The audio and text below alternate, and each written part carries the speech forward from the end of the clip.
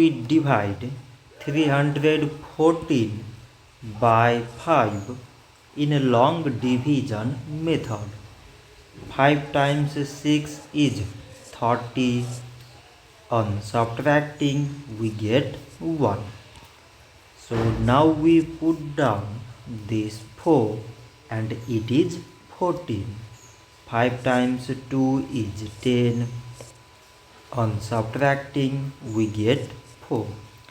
So now we have no any other number to put it down. So we take here decimal, so that we put 0.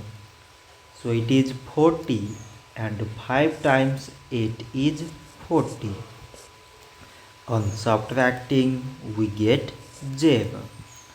So 314 divided by 5 is 62.8.